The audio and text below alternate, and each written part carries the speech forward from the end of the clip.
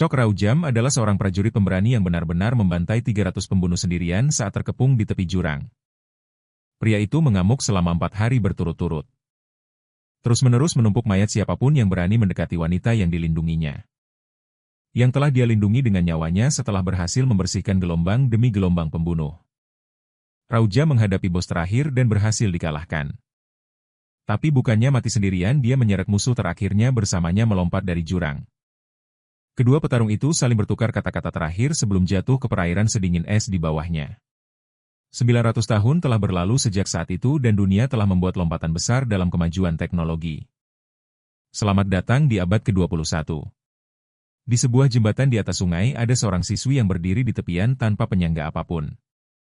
Dia bisa jatuh kapan saja jika kehilangan keseimbangan dan orang-orang di belakangnya mengira dia mencoba bunuh diri. Tapi berbeda dengan yang mereka pikirkan, dia hanya berdiri di sana iseng saja. Kemudian dia melihat sesuatu yang menarik perhatian.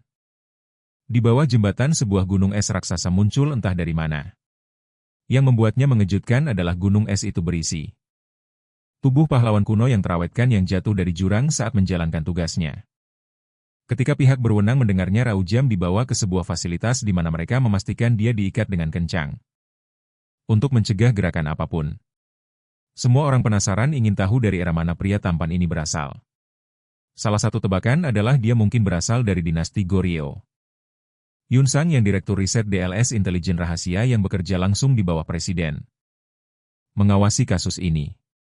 Melihat tubuh yang terawetkan dengan sempurna, dia yakin bahwa orang kuno ini dapat membantu umat manusia membuat lompatan dalam mengawetkan tubuh melalui metode kriogenik.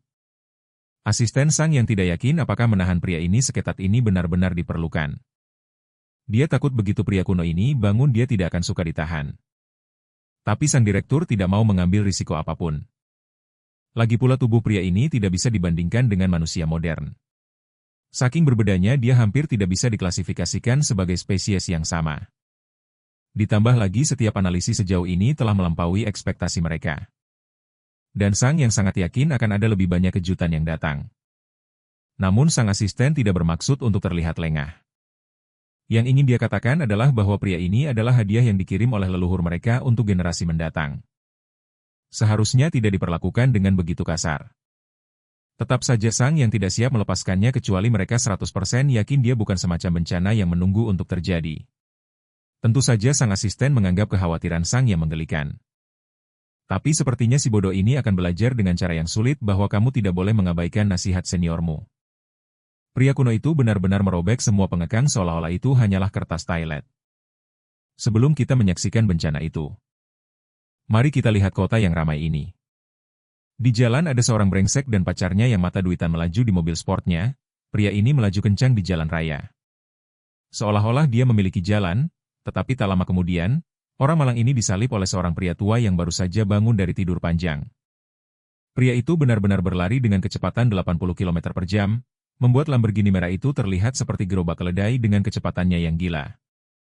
Tidak hanya dia bisa mengalahkan mobil sport, tetapi dia juga bisa melakukan belokan tajam tanpa melambat, menyebabkan kecelakaan besar di antara lalu lintas. Semua anak Gen Z mengeluarkan kamera mereka dan mulai merekam pemandangan tanpa preseden yang mereka saksikan. Sekarang mari kita lihat dari perspektif Ryu Jin. Dia kesulitan mempercayai apa yang dilihatnya. Dia berlari di tempat yang belum pernah dia kunjungi sebelumnya, begitu aneh dan surreal sehingga dia yakin ini tidak bisa jadi mimpi. Hal terakhir yang dia ingat adalah mencoba melindungi selirnya dari para pembunuh itu. Tiba-tiba dia menemui mobil polisi yang menghalangi jalannya. Akhirnya menghentikannya. Para petugas polisi segera mencoba mengendalikan situasi atas perintah dari atasan mereka. Mereka mengepung Rao Jam yang berdiri diam. Tidak biasa terjebak dalam pikirannya. Dia jelas ingat jatuh ke dalam air terjun bersama musuh bebuyutannya, Okion. Kemudian seorang petugas mendekatinya, bersikeras agar dia tidak melawan penangkapan. Terutama karena melakukannya hanya akan membuat segalanya lebih sulit baginya. Tetapi pikiran Ryu Gaem terlalu sibuk untuk memperhatikan kata-kata petugas itu. Sejauh yang dia ingat, dia mati saat itu. Tetapi jika dia tidak mati dan melihat semua kekacauan di sekelilingnya. Satu-satunya hal yang terlintas dalam pikirannya adalah bahwa dia mungkin berada di bawah pengaruh ilusi yang diciptakan oleh pengikut Okian. Yun Un-hye menghususkan diri dalam mengacaukan pikiran orang. Dengan itu dalam pikiran, Dia menepis para petugas dengan tangan telanjangnya, mengirim mereka terbang. Dia sangat ingin bangun dari ilusi ini. Salah satu petugas menembakkan taser ke arahnya. Tetapi Ryojin hanya meraih jarum listrik itu dengan jari telanjangnya, karena konsep petir bukanlah hal baru baginya. Saat dia teralihkan, dia terkena hujan jarum, menyebabkan otot-ototnya bereaksi terhadap listrik. Secara naluriah, para petugas berpikir mereka telah mengalahkan brengsek kuno ini dengan taser mereka. Sedikit yang mereka tahu, Ryugem hanya meraih kabelnya. Dia menariknya dengan keras sehingga para petugas kehilangan pegangan pada senjata taser mereka. Kemudian dia mengayunkan senjata itu kembali ke arah para tentara, mengirim mereka berhamburan seperti pin bowling. Masyarakat umum benar-benar terpesona. Setelah semua, melihat polisi dipermalukan oleh seorang pria yang bahkan tidak bergerak dari tempatnya adalah hal yang benar-benar gila. Chal Rougeam benar-benar bermain-main dengan mereka seolah-olah mereka tidak lebih dari sekantung sampah. Tujuan utamanya adalah menemukan kunci di dunia ini yang akan membantunya keluar dari ilusi yang saat ini menjebaknya. Semakin banyak polisi berdatangan tetapi Ryujin begitu kuat sehingga dia menghancurkan tanah di bawahnya hanya dengan kekuatannya membuat semua mobil terlempar. Semua orang ini tidak lebih dari sekadar gangguan baginya. Jadi untuk menghindari masalah, dia hanya melompat tinggi ke udara seperti Hulk dan pergi. Pertunjukan kekuatan yang luar biasa ini membuat para prajurit bertanya-tanya. Apakah orang ini benar-benar manusia? Kita kemudian beralih ke Zhou Minwu, Direktur Dinas Intelijen Nasional. Dia sedang menelepon sambil marah-marah karena kurangnya hasil dari personelnya. Saat ini dia yakin bahwa pasukan khusus tidak akan bisa berbuat apa-apa dalam kasus ini. Apalagi para petugas polisi. Pria di seberang telepon adalah Jong Seong-yang, pemimpin tim operasi ini. Kita pernah melihatnya di fasilitas sebelumnya. Setelah menyaksikan bagaimana pria kuno ini menerobos pengekang dan membuat kekacauan, dia setuju dengan sang direktur. Direktur tiba-tiba menjadi tenang ketika seniornya yang duduk di kursi belakang mengambil tanggung jawab penuh atas semua yang terjadi. Mengakui bahwa itu adalah kesalahannya. Dia yakin tidak ada yang perlu dikhawatirkan. Lagi pula mereka berhadapan dengan seorang pria kuno yang seharusnya tidak berdaya melawan persenjataan modern. Saat dia mengatakan ini, jalan raya utama dipenuhi dengan kendaraan militer. Tank Hummer militer bahkan helikopter memenuhi langit. Serius. Dengan semua kekuatan militer ini mereka memperlakukan orang kita seperti ancaman selevel Godzilla. Pokoknya Chol Krugam berdiri di puncak sebuah gedung benar-benar terkepung. Bahkan atapnya dipenuhi oleh pasukan polisi bersenjata. Sekarang karena orang-orang ini menantangnya, dia siap menunjukkan kepada mereka kemampuannya. Tapi sebelum memulai pertarungan dia mengambil gagang sapu sebagai senjata pilihannya. Ya, dia sudah membulatkan tekadnya. Dia akan membuat orang-orang ini kerepotan hanya dengan sebuah gagang sapu. Salah satu prajurit menembakkan peluru tepat di dekat kakinya. Berpikir itu akan mengintimidasinya. Petugas ini yakin bahwa seorang seniman bela diri kuno sepertinya tidak akan bisa melawan sebuah pistol. Tapi sepertinya Chak Ryugiam akan membuktikan bahwa dia salah besar. Sebelum pertarungan dimulai dan kita menyaksikan kekacauan yang terjadi setelahnya. Presiden sendiri memutuskan untuk muncul dan bertemu dengan pria itu. Begitu Presiden melangkah ke atap, pengawal keamanannya yang khawatir memperingatkannya untuk menjaga jarak. Sebagai perwakilan negara, Kang Jihan telah datang secara pribadi untuk bertemu peninggalan masa lalu ini. Dia menyuruh para petugas untuk menurunkan senjata mereka. Tentu saja sebagai pria dari zaman kuno. Chok Rugeum menyadari bahwa presiden kemungkinan memiliki kedudukan setara seorang raja. Pertama, Gikon menyampaikan permintaan maafnya dari lubuk hati yang paling dalam atas cara mereka memperlakukan tamu mereka dari masa lalu. Karena Chak Regim tidak menyadari keadaan sekitarnya. Presiden memberitahunya bahwa saat ini adalah masa depan dan tempat ini adalah Korea Selatan. Tapi sebelum melangkah lebih jauh, Presiden mengulurkan tangannya untuk berjabat tangan. Dia ingin mengantar Chorok Gyum ke tempat yang lebih baik sebelum mereka berbicara lebih lanjut. Saat Presiden mengulurkan tangannya, Chorok Gyum hanya berdiri di sana tanpa bergerak. Setiap petugas mengamati dengan cermat mencoba memprediksi langkahnya selanjutnya. Tetapi Chai Yu-gyo mengecewakan harapan semua orang ketika dia mengayunkan tongkatnya dengan tujuan memotong kepala Presiden. Sejauh yang diketahui oleh orang tua itu, Presiden mungkin adalah kunci untuk keluar dari ilusi ini. Para petugas segera panik. Mengunci sasaran pada kepalanya. Secara ajaib, Presiden masih hidup dan memerintahkan semua orang untuk menghentikan tembakan. Sementara itu, Chok Ryung-hyun yakin bahwa ini bukan Yun Un yang melakukannya. Dia adalah ilusionis terhebat di Goryeo. Jadi tidak mungkin dia menciptakan ilusi di mana musuhnya tidak menderita. Merenungkan pertarungan itu, Chok Rugayam tahu bahwa apa yang dia rasakan selama pertemuannya dengan para petugas tidak tampak seperti ilusi. Jadi dengan semua yang dipikirkan, satu-satunya kesimpulan yang bisa dia tarik adalah bahwa tempat ini nyata. Adegan berpindah ke rumah aman presiden, di mana makanan mewah disajikan untuk Chae Kyu-gyom, tetapi sebelum menikmati kesenangan yang tidak berarti, dia ingin memastikan di mana dia berada. Presiden mengklaim bahwa ini adalah basis rahasia, tempat yang ditunjuk untuk pertemuan seperti ini. Dia bersikeras agar tamu tuannya memanjakan diri. Karena semua makanan telah disiapkan sesuai dengan tradisi dan selera era saat ini. Karena Chakrujum tidak mengambil inisiatif untuk mulai makan terlebih dahulu, Presiden mengambil alih. Dan mengambil suapan pertama, sambil makan dia bertanya apakah Chakrujum masih memiliki keraguan bahwa dia tidak berada di masa depan. Tentu saja Chakrujum cukup pintar untuk menyadari hal itu sekarang. Dia cukup yakin bahwa dia memang berada di masa depan. Presiden senang mendengar itu, dia sekarang mengerti. Seharusnya tidak sulit baginya untuk memahami bahwa alasan dia bisa bergerak setelah dibekukan begitu lama adalah karena teknologi medis modern. Sesuatu yang tidak mungkin dilakukan di zamannya. Chakraju mengingat waktu sebelum dia mati, racun di tubuhnya sudah menyebar dan dia semakin ditusuk oleh musuh bebuyutannya. Karena dia adalah satu-satunya yang tersisa di sini. Itu berarti semua musuhnya sudah jatuh. Presiden melanjutkan pembicaraannya. Meskipun dia tidak yakin apakah Chorokgyum akan bersedia menerima syarat-syarat tersebut. Presiden ingin cukup dermawan untuk menawarkan dukungan agar dia bisa beradaptasi dengan tempat ini. Tetapi sebagai imbalannya, dia menginginkan kerja sama Chorokgyum. Itu bukan permintaan yang terlalu menuntut, hanya permintaan sederhana untuk menjelaskan. Presiden mengisyaratkan kepada Direktur Intelijen Nasional. Dan orang-orang itu segera menyalakan TV. Seorang reporter berita melaporkan penampakan orang super kuat, tidak hanya dia secepat mobil. Tetapi dia bahkan terlihat terbang di sekitar orang-orang biasa sudah mulai menghubungkan titik-titik tersebut. Mencurigai pria yang mereka lihat terbang di sekitar kota adalah orang yang sama dengan yang ditemukan di gletser Sungai Han. Ada desas-desus yang menyebar bahwa orang yang menyebabkan kekacauan di kota adalah individu yang sama dan orang-orang bahkan memanggilnya manusia super.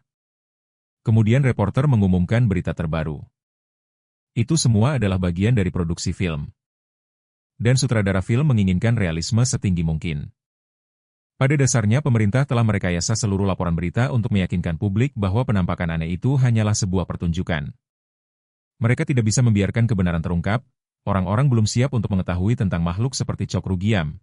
Lagi pula dia adalah orang beku yang mampu bertahan hidup selama berabad-abad. Jika mereka bereksperimen dan mempelajari situasi ini, Presiden percaya hal itu dapat menghasilkan kemajuan yang luar biasa. Banyak negara telah mencoba mencapai ini sebelumnya. Tetapi sejauh ini mereka selalu gagal. Karena mereka tidak memiliki teknologi pencairan yang krusial, tetapi sekarang Chok Rugaum telah muncul sebagai harapan mereka. Jadi Presiden meminta Chok Rugaum untuk bekerja sama dengan mereka demi negara dan generasi mendatang. Tetapi Chak Ryujin dengan tegas menolak tanpa ragu sedikit pun. Tentu saja Presiden terdiam sementara Chak Ryujin berjalan menuju pintu keluar. Bagi Chak Ryujin, Presiden terlalu berani berasumsi bahwa dia punya niat untuk hidup di era ini. Karena kata-kata tidak cukup untuk meyakinkan prajurit kuno ini, Presiden memutuskan untuk menggunakan rencana B. Para petugas dengan cepat berbaris dengan pistol jarum mereka, mengarahkannya pada Chak Ryujam dan mulai menghujaninya dengan panah bius. Panah bius itu mengenai punggungnya dengan tepat tetapi dia bahkan tidak menggerakkan satu otot pun. Meskipun Chak Ryujam mungkin pernah menghentikan pistol kejut sebelumnya, Direktur yakin orang ini tidak akan tahan terhadap obat penenang yang cukup kuat untuk melumpuhkan seekor gajah. Ya, Direktur mungkin benar tetapi Chok Ryujam bahkan tidak membiarkan panah bius itu menembus kulitnya. Lapisan aura tebal mengelilingi tubuhnya, mencegah jarum-jarum itu menyentuhnya, aura dalamnya terakumulasi di tangannya. Dan dalam sekejap dia membuat para petugas terpental ke segala arah. Seolah-olah mereka tidak lebih dari boneka ringan. Pertunjukan kekuatan kecil ini berfungsi sebagai pengingat bagi Presiden yang keras kepala ini untuk tidak mencoba hal bodoh seperti ini lagi. Meskipun begitu, Presiden masih tidak mau membiarkan Chae Kyung-gyam pergi begitu saja. Berikutnya, masuk sekelompok petugas yang dipersenjatai dengan tongkat listrik dan mengepung Chae Kyung-gyam. Tanpa ragu mereka menyerangnya tetapi Chae Ryujin bergerak begitu cepat sehingga petugas yang menyerangnya meleset total. Petugas lainnya mendekat. Tetapi seorang petugas berpikir dia akhirnya berhasil menyetrum Chai Ryujin dengan tongkatnya. Namun sebelum tongkat itu bisa menyetrumnya, Chai Ryujin menghilang dalam sekejap. Seperti bayangan sisa, dia bergerak begitu cepat hingga meninggalkan jejak siluet di belakangnya. Pada satu titik para petugas bodoh itu menyadari bahwa mereka bukanlah tandingannya. Dia bahkan tidak menyerang meskipun melawan musuh bersenjata. Satu-satunya hal yang bisa dilakukan lawannya adalah melihatnya pergi tanpa terluka sedikit pun. Presiden setelah menerima berita kegagalan mereka. Sulit percaya bahwa mereka kalah dari satu orang. Sekarang dia yakin mereka tidak bisa menangkapnya dengan paksa. Jadi satu-satunya pilihan yang tersisa adalah mencari cara lain. Bagaimanapun juga Cakregim bukan makhluk biasa dan pencarian skala besar mungkin akan diperlukan. Tiba-tiba seorang pria bergegas masuk untuk melaporkan berita penting. Mereka telah menemukan lokasi pria yang mereka cari meskipun mereka tidak yakin alasannya. Dia berada di tempat yang sangat mudah ditemukan. Berdiri di atap gedung tertinggi.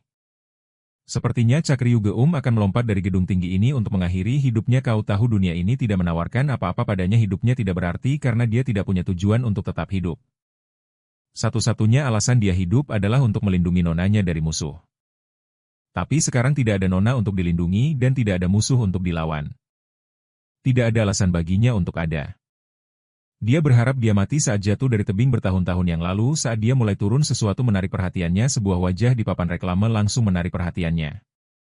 Ternyata wajah di papan reklame itu terlihat persis seperti Okion. Musuh terakhirnya seseorang yang seharusnya dia kalahkan. Matanya terbelalak kaget saat ingatannya kembali ke saat dia berhadapan dengan Okion. Seorang penjahat yang menempatkan anggota keluarganya dalam ilusi untuk saling membunuh secara brutal di depan matanya. Bunhye dan Okion bekerja sama untuk sepenuhnya memulai era kehancuran di Goryeo saat semuanya terbakar habis. Pengawal itu menunjukkan tatapan penuh tekad pada musuh bebuyutannya Okion, yang menikmati menyiksa pendekar pedang itu dan berjanji akan meratakan dunia. Okion bertanggung jawab penuh atas segalanya. Meskipun jagoan kita yakin telah membunuh orang itu dalam pertarungan terakhir mereka, ternyata bajingan itu masih hidup di masa depan. Ini mengubah perspektif Rujiam tentang banyak hal. Keberadaan musuhnya sebagai gantinya memberikan hidupnya arti, sebuah tujuan. Mengulurkan tangannya menunjuk ke tanah, pria itu mengerahkan begitu banyak tekanan sehingga dia menghentikan jatuhnya dan menjejakkan kakinya di permukaan. Ada banyak hal yang tidak dia ketahui dan dia bertekad untuk mencari tahu. Adegan beralih ke Presiden Jikan yang panik setelah mendengar bahwa jagoan kita melompat dari gedung tertinggi yang bisa dia temukan. Tapi fakta bahwa tubuhnya tidak ditemukan dimanapun bahkan lebih menakutkan daripada berita pertama yang dia terima. Untungnya mereka bertemu dengan seorang saksi yang bertemu dengan pria itu. Dan menurut kesaksiannya dia hanya bertanya tentang informasi Yan Wu. Di dunia ini Yu Yunwu adalah seorang tokoh penting. Dia adalah kebanggaan Korea, seorang bintang film kelas dunia yang terkenal di seluruh dunia karena bakatnya yang luar biasa. Sejak usia muda dia menarik perhatian dari benua-benua lain di dunia. Dan dengan penampilan seorang model, dia memiliki pesona yang tak tertahankan dalam kepribadiannya. Hanya karena keberadaannya saja, nilai saham perusahaannya terus meningkat. Dan karena dia adalah bintang paling terkenal di Korea, dia telah mengangkat status negara di mata dunia. Dengan kata lain, pria itu adalah definisi orang hebat yang tidak sesuai dengan deskripsi yang ditunggu-tunggu oleh Ryu Jiam. Sepertinya dia merasa semakin tidak pada tempatnya sekarang setelah identitas Okion tampak berlawanan dengan pria itu. Berdasarkan informasi yang didapatnya, Ryu Gium curiga ada dua kemungkinan. Nomor satu, model ini entah mirip dengan Okion. Dan nomor dua, pria itu sebenarnya adalah dia sambil mengelabui seluruh dunia dan untuk alasan yang menarik. Ryu Jiam sangat berharap bahwa itu adalah kemungkinan yang kedua. Merasakan dorongan untuk menemuinya. Dia meminta anak itu untuk membawanya ke Yeonwoo, yang jelas merupakan permintaan gila bagi seorang anak biasa yang tentu saja tidak bisa menghubungi selebriti seperti itu. Bahkan anak itu sampai berpikir, apakah dia telah menemukan orang bodoh karena menanyakan pertanyaan itu, namun yang membuat anak itu ngeri. Rugam sedang tidak ingin main-main. Pria itu mengeluarkan tekanan yang begitu besar hingga memecahkan kaca di setiap layar. Rugam menuntut jawaban dari anak itu karena ingin mencari cara untuk menemukan Yeonwoo. Anak itu berpikir dia akan dibunuh jika tidak memberinya jawaban. Jadi dia akhirnya mengaku mendengar model itu bepergian ke luar negeri beberapa tahun yang lalu. Ryu Jiam menyadari ini berarti targetnya sudah menyeberang ke negara lain.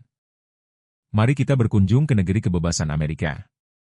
Di sini sang model sedang menikmati makan siang yang enak ketika tiba-tiba wajahnya dipukul oleh si kekar Kanye West yang berbicara omong kosong dalam bahasa Inggris. Pria Amerika itu menuntutnya untuk meninggalkan tempat itu.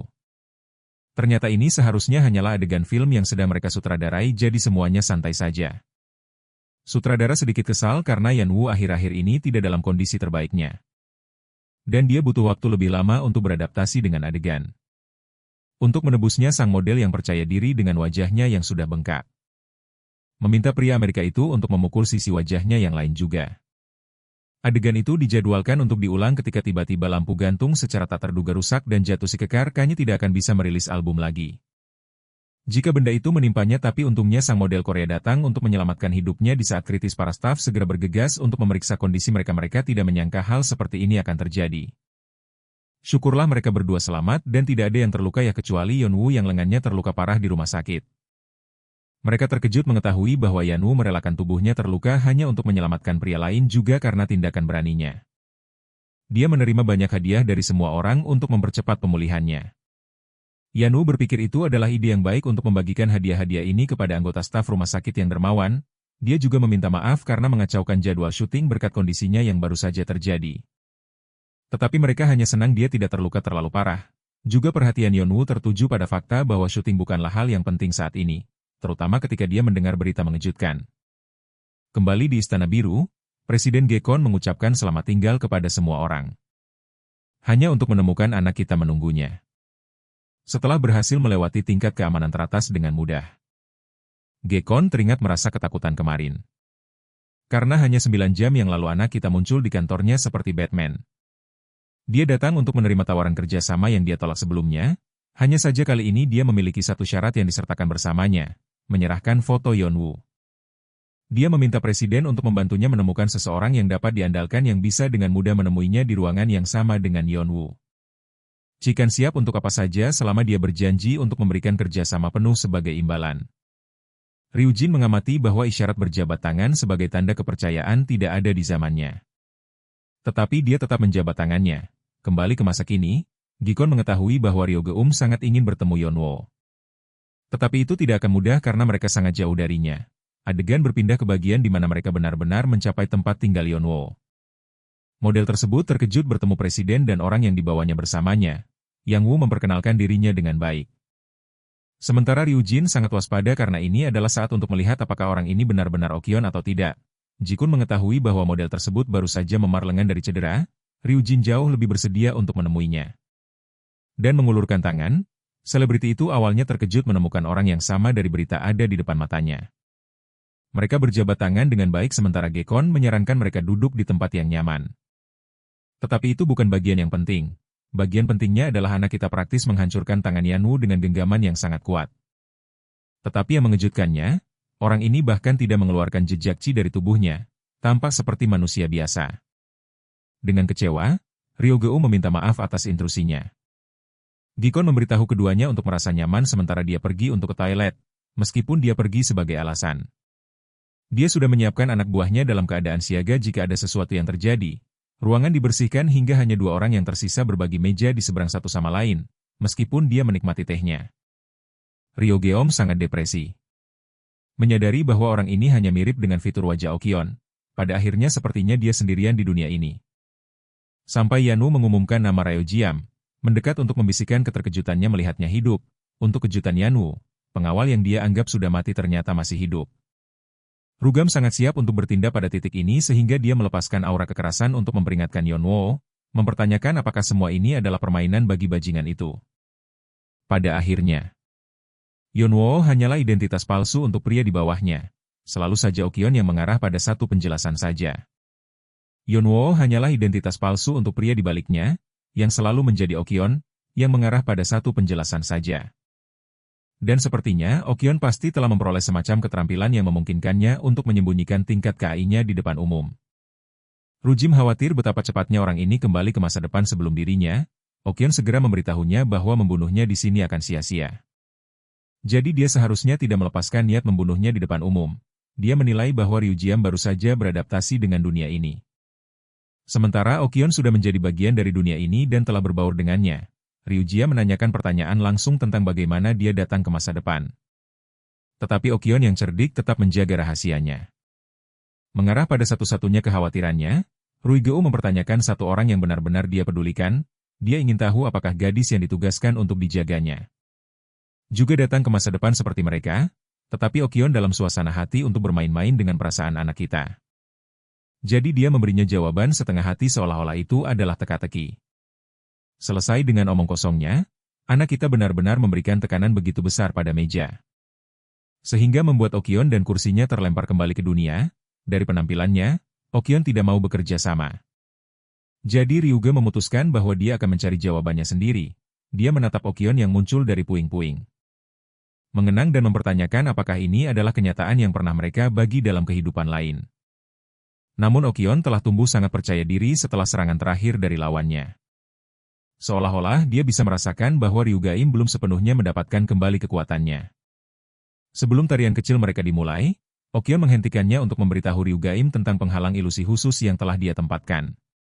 Dengan ini, sisa dunia tidak akan melihat mereka bertarung secara sembarangan satu sama lain dan sebaliknya. Akan tampak seolah-olah mereka sedang mengobrol seperti teman lama. Lucu tapi Bro benar-benar peduli pada reputasinya untuk mempertahankannya bahkan sebagai penjahat. Okum langsung menerjang, tetapi anak kita segera menunjukkan sesuatu yang mengejutkan. Dia sama sekali tidak menghadapi Okean. Ruju menghancurkan sebuah kerucut pinus di tangannya dan menyatakan bahwa dia akan menemukan kebenaran untuk dirinya sendiri. Dia mengamati bahwa meskipun telah menyembunyikan kuncinya dalam keadaan normalnya, orang ini sebenarnya membocorkan sebagian dari kuncinya saat membela diri. Yang mengungkapkan kepada Ruigeom bahwa dia sama sekali bukan Okion, wanita yang menyamar sebagai Yanu tiba-tiba kembali ke keadaan aslinya. Jelas terkesan bahwa dia mampu menyusun kebenaran hanya dengan satu pertemuan. Apakah kalian ingat Yununhai? Gadis yang hampir bertanggung jawab membuat anak kita mengakhiri hidup presiden sebelumnya. Ya, kenalkan saudara perempuan Itachi di sini. Perspektif kembali ke hari terakhir pemberontakan, di mana dia jelas mengingat Unhai jatuh ke kematiannya setelah dibelah. Dia yakin bahwa semuanya sudah berakhir untuknya, jadi ini sangat aneh. Unhi tertawa melihat kebingungannya. Dan mengungkapkan bahwa Okean yang sebenarnya adalah sosok yang cukup penting di dunia ini, dia mengambil identitasnya sebagai Yanwu. Karena bosnya sibuk mengelola pertemuan lain untuk rencananya dan dalam laporan hari ini, dia lebih dari senang untuk memberitahu Okean tentang kembalinya Rujiam juga mengukur kekuatannya dari sebelumnya. Dia pikir dia bisa dengan mudah mengalahkan Ryugeom di sini. Itulah sebabnya wanita itu menggunakan jurus klon bayangan untuk mengeroyok jagoan kita. Tapi dia lupa siapa yang sedang dihadapinya, karena Ryugeom dengan mudah mengalahkan salah satu klonnya. Dia sudah muak mendengar ocehannya. Jagoan kita pada dasarnya menyuruhnya untuk diam. Tentu saja, karena Ryugeom telah mengeluarkan begitu banyak ki dari tubuhnya, apalagi dia baru saja bangkit. Hal itu akan membuatnya kelelahan, dan asumsi itu saja menjadi kegagalan terbesar Unhi. Karena jagoan kita mengingatkannya bahwa levelnya berbeda. Dengan satu serangan, dia membereskan semua klonnya. Dia tergeletak di tanah tak berdaya menghadapinya. Ryugeom ingat dengan jelas hari ketika dia mengira telah membunuh si psiko itu, saat wanita itu jatuh dari tebing dengan luka yang seharusnya tidak mudah disembuhkan. Jadi sulit dipercaya dia bisa bertahan sejauh ini. Unhi mengungkapkan bahwa dia juga percaya akan mati pada hari itu. Tapi saat membuka matanya, kenyataan menjadi berbeda baginya. Dia berada di masa depan, tanpa kebingungan di depan seorang pria berjas bagus dengan rambut keabuan. Dia adalah Okion, dan dia sudah membantunya beradaptasi di dunia baru ini. Ini berarti Okion adalah yang pertama kali bangkit. Di antara mereka, dan karena Okion adalah atasannya, Unhi tidak mau menyerah sampai akhir. Dia hampir mengenai mata Ryugeom dengan tusukan tajamnya. Tapi jagoan kita membalasnya tepat pada waktunya, mendorongnya menjauh dengan pukulan telak. Unhi praktis tidak bisa melanjutkan pertarungan. Sementara Ryugeom berjalan ke arahnya, mengingatkannya betapa menyedihkannya dia terlihat saat mengatakan bahwa Okion benar-benar menyelamatkan hidupnya. Unhi baru berada di sini selama sebulan. Tapi bukan itu yang dikhawatirkan Ryugeom. Dia ingin tahu kapan tubuhnya mulai membusuk. Dia tidak tahu apa maksud perkataannya, jadi Ryugeom merobek bajunya, memperlihatkan daging busuk di baliknya. Ryugeom menambahkan bahwa Okion tidak pernah benar-benar menyelamatkannya sama sekali. Dia hanya menggunakan sebuah mantra untuk membuatnya tetap hidup untuk sementara waktu. Sampai akhirnya dia menemui ajalnya setelah tidak lagi berguna. Unhi mengamuk sebagai tanggapan, membentaknya karena mengatakan hal-hal konyol seperti itu. Ryugeom mengerti bahwa dia belum pernah mendengar tentang teknik ini. Tapi di matanya, keputusannya sudah jelas. Dia hanyalah sebuah alat dalam rencana Okion. Dia juga mengejeknya dengan memikirkan kenapa Okion menyuruhnya melakukan semua pekerjaan sepele ini. Itu karena nilainya tidak lebih dari itu. Di mata Okion. Ya, ini berakhir menjadi mimpi buruk bagi Unhee, yang trauma saat menyadari bahwa dia akan segera mati. Namun, ada jalan keluar, sebuah cara yang hanya diketahui oleh Ryu Geom. Dia harus menyuntikkan sebuah chi yang berbeda dari chi yang merusak tubuhnya. Dan dia menunjukkan padanya caranya, dengan memasukkan sebagian chi miliknya untuk membalikan infeksi. Hal ini mengkonfirmasi pada Unhee bahwa tuannya berencana untuk membunuhnya secara diam-diam. Ryu Geom menyimpulkan bahwa baik dirinya maupun Okion dapat menggunakan teknik infus tersebut, jadi dia harus membuat pilihan untuk memihak. Menyadari bahwa situasinya telah sampai pada titik ini, Unhee menyatakan bahwa dia ingin hidup dan meminta perintah dari Ryu Geom. Oke, saya benar-benar berpikir dia akan berakhir mati seperti yang terjadi pada kebanyakan cerita. Tapi ini adalah perubahan yang sangat baik.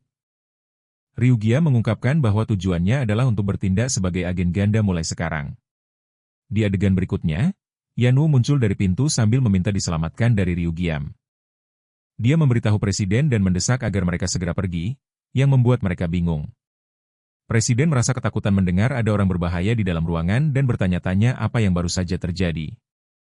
Saat masuk, mereka menemukan Ryu Geom yang telah merusak seluruh tempat. Dia meminta maaf karena membuat kekacauan. Dan menawarkan kompensasi dengan cara apapun yang dia bisa. Alasannya adalah dia sedang menguji sesuatu. Presiden tidak khawatir tentang itu. Sebaliknya, dia bertanya apakah Ryu Geom baik-baik saja dalam kondisi mentalnya. Mengenai Yanwoo, mereka juga khawatir tentangnya, bertanya-tanya apakah dia terluka di suatu tempat. Sebenarnya, Unhee agak kesal melihat anak kita tampak begitu tidak stabil seperti itu, terutama ketika itu tidak biasa baginya untuk bersikap seperti ini. Kemampuan akting Bro bisa membawanya meraih Oscar, rupanya. Bagaimanapun, dia ingin berbicara serius dengan Unhee segera, membahas tujuan mereka terkait Okion. Perspektif kembali ke masa lalu, di mana pendekar muda diberitahu tentang satu-satunya tugasnya. Dia seharusnya menghunus senjatanya untuk melindungi orang-orang penting di sekitarnya. Pengawal seharusnya melindungi mereka dengan nyawa mereka. Dan dia sering diingatkan bahwa hidupnya tidak sepenting orang yang ditugaskan untuk dilindungi. Pada saat yang sama, karena pengawal hidup untuk melindungi orang lain, mereka memiliki tekad yang luar biasa dan tidak ingin mati. Reujam terbangun di laboratorium, di mana para peneliti dalam keadaan siaga tinggi, menemukan kondisinya tiba-tiba tampak lebih tidak stabil dari sebelumnya. Dia memberitahu mereka bahwa dia baik-baik saja. Tetapi dia ingin tahu berapa lama penelitian ini akan berlangsung. Presiden memberitahunya untuk bersantai karena mereka selalu bisa melanjutkan di lain waktu. Anda tahu, Presiden benar-benar mulai menarik perhatian saya. Karena dia memberikan rasa hormat yang layak kepada anak kita, alih-alih memperlakukannya seperti budak. Ryu Geom lebih suka melanjutkan penelitian di lain waktu karena dia harus memenuhi janji penting kepada seseorang. Di adegan berikutnya, model seperti Unhee melihat Ryu Geom yang menyatakan bahwa dia tiba lebih lambat dari yang dia perkirakan. Dia bisa merasakan bahwa seseorang mengikutinya, tetapi tidak apa-apa karena itu hanya salah satu pengawal presiden. Mereka memutuskan untuk membahas rencana mereka sambil makan. Namun, Unhee sedikit terkejut bahwa dia begitu nyaman memesan begitu banyak minuman dengan biayanya. Bro menyuruhnya untuk diam karena dia yang seharusnya melakukan interogasi di sini, dan kemudian dia mulai dengan menceritakan latar belakang Okion, yang pada dasarnya mengalahkannya dalam pertemuan terakhir mereka. Okion adalah anggota keluarga yang ditugaskan untuk dilindungi. Sudah lama diyakini bahwa Okion menemui ajalnya dalam sebuah insiden. Tetapi tidak ada yang bisa mengira bahwa dia berpura-pura mati untuk merencanakan sebuah pemberontakan. Unhee berbagi bahwa dia adalah pria yang penuh dengan rahasia. Sementara dia hanya mengikuti perintahnya tanpa bertanya. Karena dia tidak bisa menjawab pertanyaan itu, Ryu Geom bertanya apakah ada orang lain dari masa lalu. Sementara dia hanya mengikuti perintahnya tanpa bertanya. Karena dia tidak bisa menjawab pertanyaan itu, Ryu Geom bertanya apakah ada orang lain dari masa lalu. Sejauh yang ia tahu yang datang ke masa depan hanyalah Unhee Okion dan Ryu Geom karena rasa penasarannya sendiri. Dia mencari catatan tentang orang lain sedalam-dalamnya. Tapi pada akhirnya tidak menemukan apapun. Ryu Geom mengetahui bahwa Okion sebenarnya sedang di luar negeri saat ini sementara Unhee sedikit kesal karena dia akan menemuinya. Dalam kondisi seperti itu kenyataannya adalah Okion telah tumbuh jauh lebih kuat dari masa lalu. Pria kita ini tampak tidak tertarik dengan ocehannya dan menghentikannya, tapi itu sebenarnya karena dia melihat sesuatu yang membuat matanya terbelalak kaget. Yanu yang asli. Atau haruskah aku bilang Okian yang asli secara kebetulan sedang menatap mereka berdua dari luar restoran. Sebuah senyuman terbentuk di wajahnya saat Okian menyadari bahwa dunia menjadi lebih menarik dari pengungkapan ini. Ryugiam bangkit menyebut pertemuan mereka sia-sia dan menyedihkan. Dia ingin menambahkan lebih banyak syarat pada perannya. Sekarang setelah dia melihat pria itu secara langsung, sesuatu yang penting bangkit kembali di dalam diri Ryugiam. Dia telah begitu dibutakan oleh perasaannya untuk membalas dendam sehingga dia benar-benar mengabaikan satu hal yang paling berarti baginya. Ryugiam memberitahunya bahwa dia sangat percaya pada kelangsungan hidup gadis itu. Satu-satunya yang ditugaskan untuk dia lindungi meskipun ini adalah pernyataan yang konyol dari sudut pandang Unhi yang sudah mencari dokumen-dokumen. Kata-kata guru Ryugiam terngiang jelas di benaknya. Satu-satunya tugasnya adalah melindungi orang yang ditugaskan kepadanya dan mengikuti aturan mutlak itu. Dia akan mencari nonanya terlebih dahulu. Unhi mengingatkannya bahwa tidak akan mudah untuk mencarinya karena dia bahkan tidak mengingat wajahnya. Tapi pria kita ini entah seorang bucin atau mesin sialan dengan caranya mengambil pensil dan mulai membuat sketsa wajah nonanya hingga ke detail terbaiknya. Setelah mengabdi padanya seumur hidup, ini seharusnya mudah baginya. Sampai si konyol sialan ini menunjukkan gambarnya dan plot twistnya gambar jelek ini sama sekali bukan karya Picasso. Adegan beralih ke Chae-yun, temannya sedikit kesal karena dia pergi tanpanya. Selain itu dia adalah gadis yang sama dari awal cerita yang ingin mengakhiri hidupnya. Latar belakang San adalah dia pada dasarnya populer di sekolahnya, seorang model dengan klub penggemar yang penuh dengan orang aneh dan kutu buku yang bermimpi terlalu tinggi berpikir mereka akan berhasil seperti LeBron. Dan karena para bajingan dekil itu.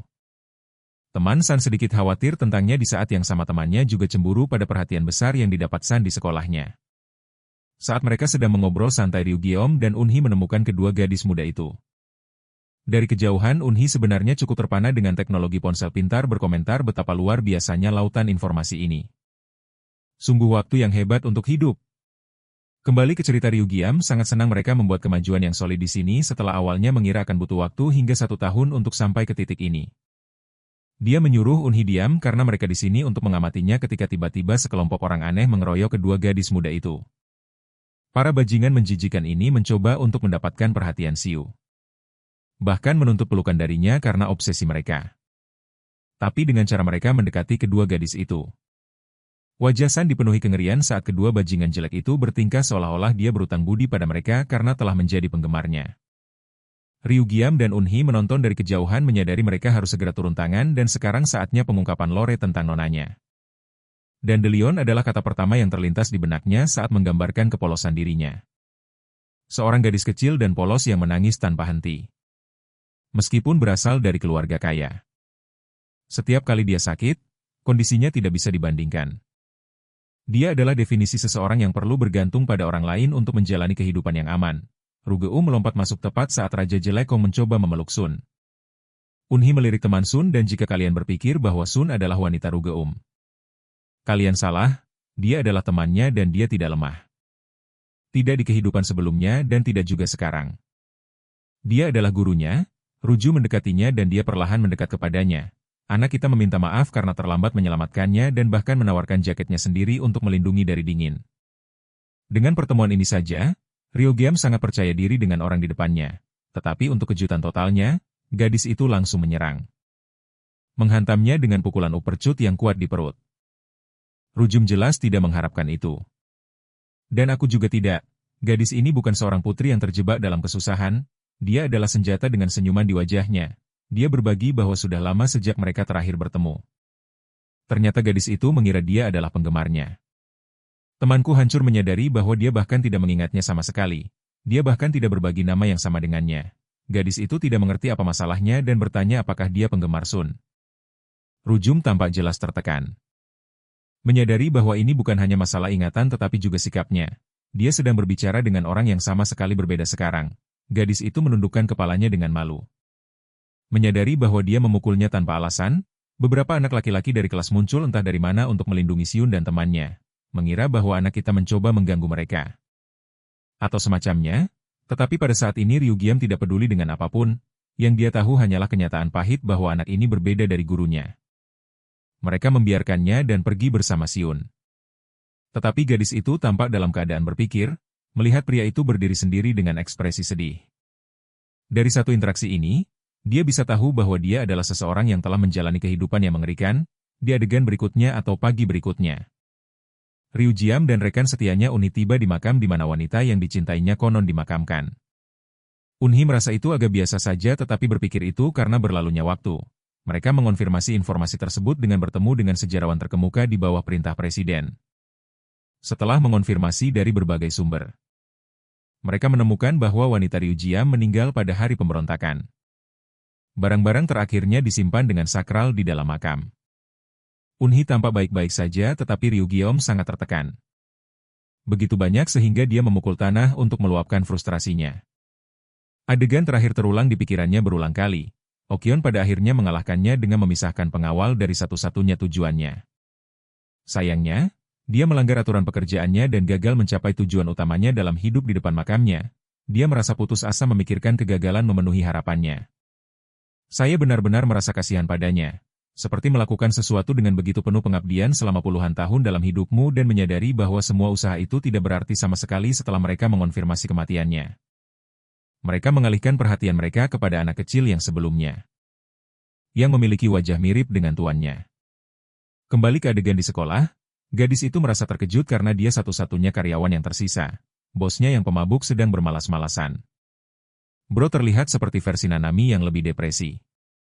Shideok adalah bajingan malas yang ingin dia membuatkan semangkuk ramyeon sebagai bagian dari pekerjaannya.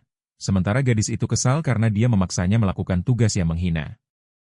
Ketika seharusnya dia menjadi besar dan terkenal suatu hari, Shideok merasa gadis itu cukup mengganggu untuk bangkit dan memasak untuk dirinya sendiri. Wawancara gadis itu sedang ditayangkan di TV sementara Shideok memberitahunya untuk bersabar sedikit lebih lama. Shideok menerima telepon mendadak hanya untuk menemukan dirinya bersemangat. Mengakhiri panggilan, dia membagikan kabar baik kepada Min Daeol. Memberitahunya bahwa dia akhirnya berhasil mengamankan pertemuan drama dengan perusahaan produksi yang luar biasa. Mata Duel bersinar dengan kebahagiaan. Menyadari bahwa dia akan mendekati kesempatan seumur hidup, karena mereka diundang untuk pertemuan itu, Duel memutuskan untuk pergi. Namun, dia merasa tidak nyaman dengan lokasi pertemuan yang tidak cocok untuk gadis muda sepertinya, tetapi dia menganggapnya sebagai masalah perusahaan saja. Para pewawancara memanggilnya meminta gadis itu untuk mengambil minuman. Sangat mengejutkannya, dia mengingatkan mereka bahwa dia masih di bawah umur, jadi itu tidak mungkin. Suasana tempat itu sama sekali tidak terasa seperti wawancara, tidak profesional, dan kedua pemabuk ini bertindak seperti orang gila. Mereka menyuruhnya untuk merasa nyaman karena ini hanya pertemuan pengantar, bukan resmi. Pada awalnya, dia berpikir itu baik-baik saja. Tetapi saat salah satu bajingan menyerang tubuhnya, dia menyadari bahwa ini adalah tempat terakhir di bumi yang seharusnya dia berada. Sebuah kesadaran yang mengerikan muncul bagi gadis muda itu, yang menyadari ke arah mana ini akan pergi. Dia mengambil kendali atas situasi dan bangkit, menyatakan bahwa dia tidak ingin hidup seperti itu, bahkan untuk harga sebuah gedung. Namun, itu tidak lagi penting karena hanya beberapa saat kemudian, dia jatuh ke tanah sebagai korban dari obat yang dicampurkan ke dalam air. Dengan tubuhnya yang tidak bergerak di tanah, dia menyadari bahwa mereka telah menipunya dengan meracuni air juga. Adapun Shideok, dia telah begitu depresi hingga menjadi putus asa. Mereka berpikir dia mungkin sedang tersenyum membaca naskah sekarang dengan gadis itu pingsan. Salah satu dari mereka menyarankan untuk memanfaatkan mimpi gadis itu untuk membantu mencapai tujuan mereka sendiri. Menerima telepon dari pemimpin mereka. Mereka melaporkan bahwa mereka telah membuat kemajuan yang lancar sejauh ini. Kembali di tempat Presiden Jikan, anak kita melihat bulan yang jelas, mengomentari bahwa dia hanya memiliki satu hal tersisa dalam hidupnya. Dan itu adalah balas dendam. Dia sepenuhnya berniat untuk menghancurkan segala sesuatu yang telah dibangun Okian dalam hidupnya. Merobohkannya semua sampai dia memastikan keduanya tetap mati untuk selamanya kali ini. Unhi mengejutkannya dengan kunjungan larut malamnya. Dan kita juga jadi tahu kalau dia telah memberinya Ci setiap hari dan ini jelas bukan soal hubungan intim seperti yang kalian pikirkan. Dia datang untuk memberitahunya tentang beberapa berita menarik. Tapi ini bukan tentang Akion, melainkan tentang gadis yang muncul persis seperti nonanya. Karena tertarik pada Dula, Wenhai memulai penyelidikan resmi untuk melacak semua koneksi yang terkait dengannya. Dia secara mengejutkan mengungkapkan bahwa sama seperti Nona Ryujin, gadis ini juga berasal dari keluarga Min. Dan itu berarti dia adalah keturunan langsung dari orang yang gagal dilindunginya. Setelah membuntutinya selama beberapa waktu, Unhee mengetahui bahwa dia saat ini berada dalam situasi yang buruk dan membutuhkan bantuan. Bahkan setelah apa yang Unhee katakan, Rugam sama sekali tidak peduli tentang seorang keturunan. Dia kembali masuk ke dalam tanpa menunjukkan minat sama sekali, tidak pada seseorang yang bahkan bukan tuannya sendiri. Unhee sedikit kesal dengan reaksinya meskipun dia sudah bersusah payah melacak gadis itu dengan cermat. Setelah menerima telepon mendadak, dia sadar harus segera masuk. Dia merasa seolah-olah Ryugam sebaiknya mengabaikan saja gadis itu. Jika menurutnya gadis itu membosankan. Sambil duduk dalam diam, pria yang depresi itu teringat kenangan tentang orang yang paling dia sayangi. Wanita itu memberinya banyak reaksi yang berbeda. Sampai hari pemberontakan tiba. Merasakan nonanya akan terancam, dia menyuruhnya untuk mengungsi dengan aman, tetapi wanita itu memintanya sebuah permintaan terakhir. Meminta agar setiap kali dia menoleh ke belakang, dia harus ada di sana untuk mendukungnya. Bayangan itu dan bayangan dual terlintas silih berganti di benaknya. Terlalu banyak pikiran yang membingungkan pemuda itu, yang telah sepenuhnya meyakinkan dirinya bahwa gadis itu bukan tuannya. Dual tidak ada hubungannya dengan dia. Jadi kenapa dia harus peduli? Dia juga berpikir pasti ada orang lain di luar sana yang sudah mencoba melindunginya. Mari kita kembali ke Nanami, yang telah menerima Baeksu sebagai rekrutan baru untuk melamar posisi manajer.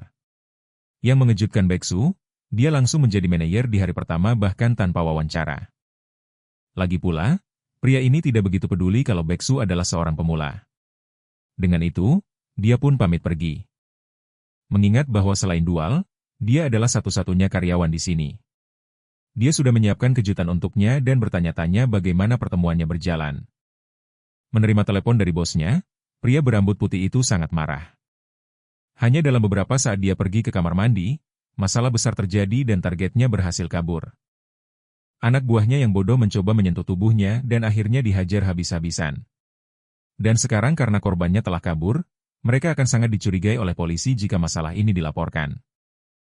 Namun, si rambut mangkok ini berpikir bahwa gadis itu seharusnya belum pergi jauh. Mengingat dia masih di bawah pengaruh obat-obatan. Dan kecurigaan mereka benar. Dual nyaris tidak bisa berjalan, menopang dirinya di dinding untuk melangkah. Sayangnya, ponselnya tertinggal di kamar, kalau tidak dia pasti sudah menelepon polisi. Gadis malang itu bahkan tidak bisa melihat lorong dengan jelas, sementara para pria itu dengan cepat mengejarnya.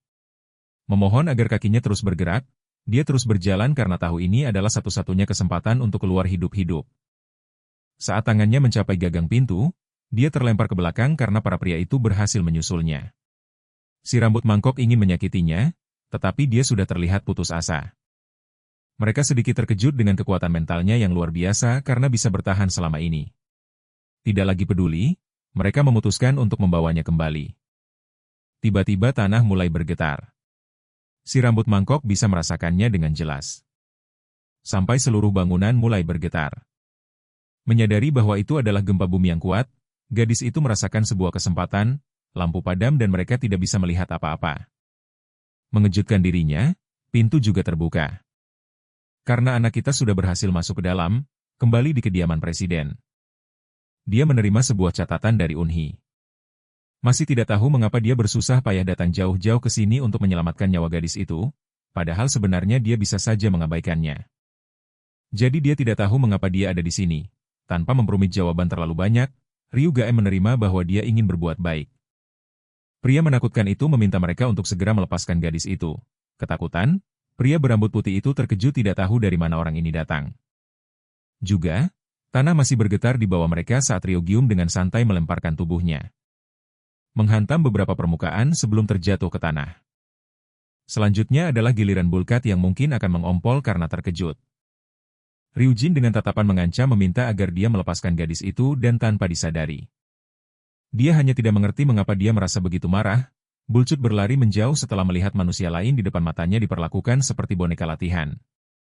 Dia begitu takut sehingga berlari ke mobilnya dan mencoba pergi, hanya untuk dihentikan oleh Ryujin. Yang menambahkan bahwa dia tidak pernah menyuruh bajingan itu untuk pergi. Bulcut menyeret dirinya keluar dari mobil sementara Ryujin mempertanyakan apa yang mereka lakukan pada gadis itu sehingga membuatnya tidak sadarkan diri. Jadi dia bertanya-tanya apakah dia harus membunuhnya jika tidak mendapatkan jawaban. Bertanya sekali lagi saat dia mendorong mobil itu menjauh dengan aura yang kuat. Dia mempertanyakan apakah mereka meracuni gadis itu dan jika iya, Ragam ingin antidot segera. Bulcut mencoba menjelaskan bahwa gadis itu hanya sedang dalam pengaruh obat dan akan segera bangun. Tetapi pria ini tidak mencari jawaban murahan saat dia membuat sandwich dari tangan pria itu. Rujia memberinya peringatan yang mencekam mengancam akan mematahkan lehernya jika dia mengetahui bahwa dia berbohong. Bolkat bahkan tidak tahu apa yang terjadi saat banyak pria berpakaian seperti agen pemerintah datang untuk meredakan situasi. Ternyata itu adalah tim keamanan dan mereka menyuruh anak itu untuk melarikan diri. Rujia mengurus kondisi gadis itu. Tetapi pemimpin tim darurat memiliki rencana berbeda dalam pikirannya dan ingin mengambil alih hak asuh atas anak itu. Mereka bahkan tidak memperkenalkan diri kepada Ryu Jiam dan hanya memerintahkan dia untuk menyerahkan gadis itu atau mereka akan menggunakan kekerasan. Tetapi anak kita siap untuk bertindak, memohon kepada mereka untuk melanjutkan dan mencoba. Mengingat interaksi pertama mereka dan bagaimana dia baru saja membantunya. Ryu Gaim percaya bahwa dia seharusnya yang bertanggung jawab atasnya. Dia memberitahu mereka bahwa dia adalah manajer anak itu.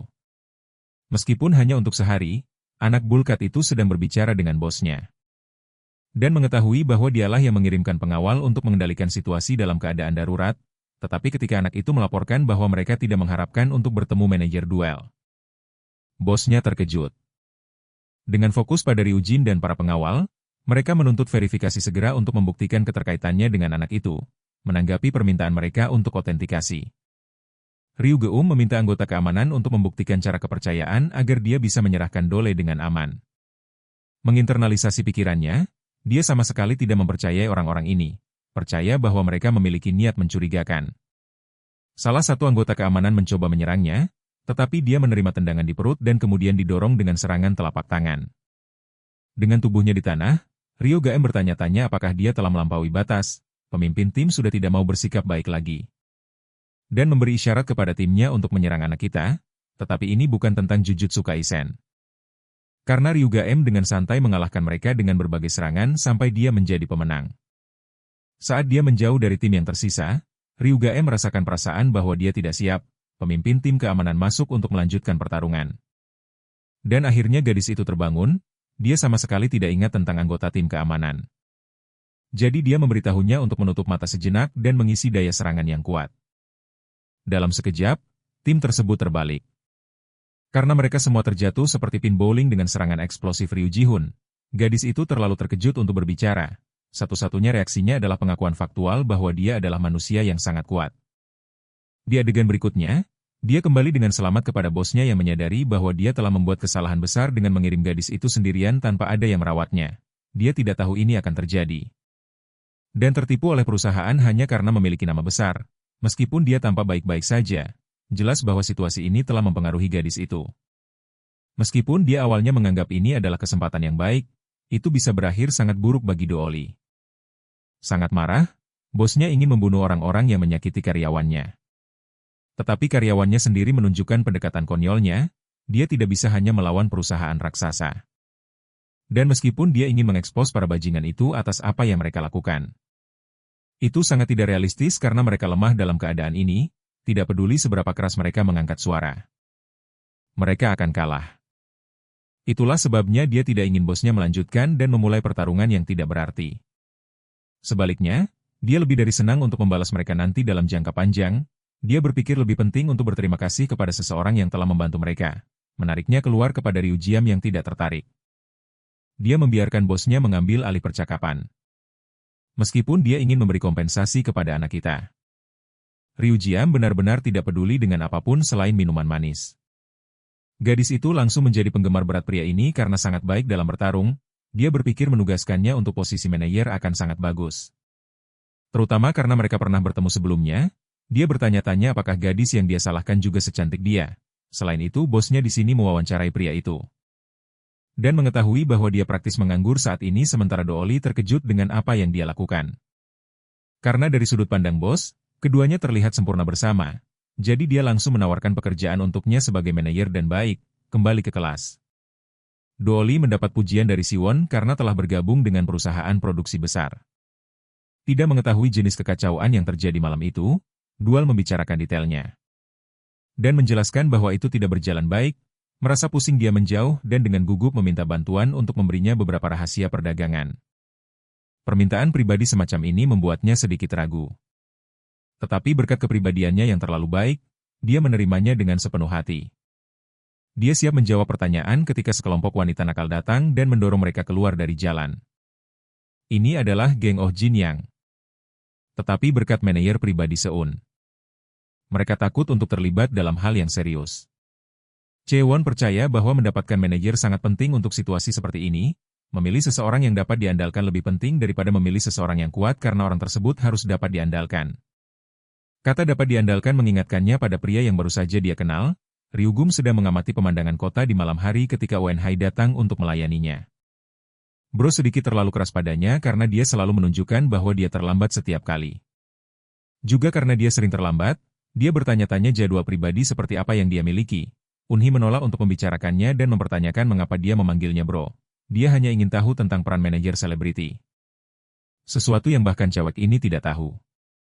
Menerima tatapan tajam darinya, dia menjelaskan bahwa peran tipikal seorang manajer melibatkan memeriksa kondisi selebriti dan mengurus negosiasi atas nama mereka.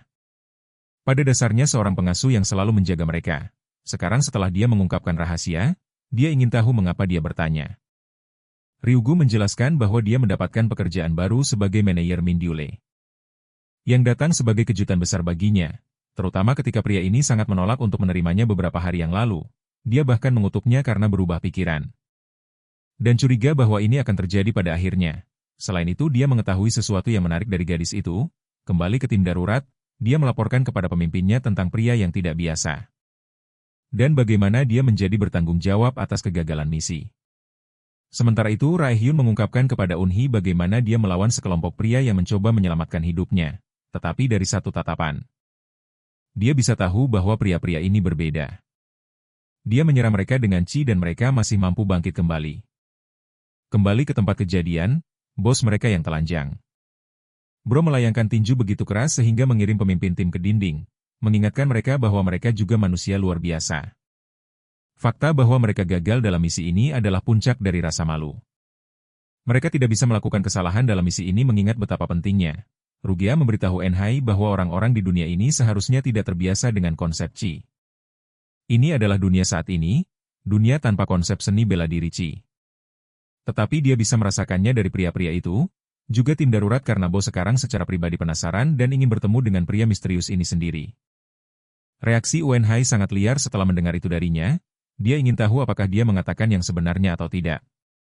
Sementara Ryu Ji-hun tidak mengerti mengapa dia begitu marah tentang ini. Dia bertanya-tanya apakah ada sesuatu yang dia tahu yang tidak dia ketahui. Mata Unhee melebar dalam ketakutan mengingat bagaimana Okian memberitahunya bahwa chi internal tidak lagi ada. Jadi ini berarti tidak mungkin. Tetapi ini hanya menambah lebih banyak bukti bahwa Okian menggunakannya seperti alat. Mengingat pertemuannya dengan Okian di masa kini. Dia belajar bahwa dunia telah berubah secara signifikan selama 8 abad. Mereka tidak ada tubuh manusia rata-rata kehilangan salah satu fungsi intinya. Sekarang ini telah menjadi dunia di mana alih-alih pengembangan seni bela diri, teknologi yang maju. Dia bahkan mengagumi kekuatan ilmu pengetahuan setelah hidup hanya dalam waktu singkat. Dia memahami bahwa chi tidak lagi diperlukan di dunia seperti itu. Tetapi kemudian itu menambah misteri mengapa Unhai dipertahankan hidup begitu lama. Ruijin menambahkan bahwa dia tidak mengalami chi yang sederhana. Jadi pengamatannya sedikit pendek pandang saat ini. Itulah sebabnya dia ingin menyelidiki orang-orang itu terlebih dahulu. Bro benar-benar terjun dari gedung di depannya melakukan pendaratan superhero. Dan Jojo berjalan menuju untuk mengungkap kebenaran dalam bayang-bayang yang disembunyikan darinya. Keesokan harinya kita melihat sekolah terbaik di Korea yang dipenuhi dengan mobil-mobil paling eksotis. Sekolah menengah Yang Jin adalah tempat di mana pemerintah secara pribadi berinvestasi. Dan itu menyerupai universitas dengan berbagai kursus dan kegiatan yang ditawarkannya. Dan kebetulan Dooli bersekolah di sekolah ini. Sekolah para anak kaya dan anak nakal seperti 3 gadis nakal. Sayangnya tidak seperti siswa lainnya. Dia adalah seseorang yang hanya masuk karena keberuntungan. Dia dibully hanya karena ada dan karena latar belakangnya mereka memperlakukannya dengan buruk bahkan mencoba menjadikan dia sebagai sasaran seperti dia Dool membalas pada Sojong. Dan meskipun dia ingin memukul gadis itu dengan sekuat tenaga, dia hanya semakin diintimidasi dan diprovokasi oleh para lelaki di kelasnya. Seluruh kelas bersikap hostile terhadapnya tetapi dia tidak bisa melakukan apa-apa untuk mencegah nasibnya.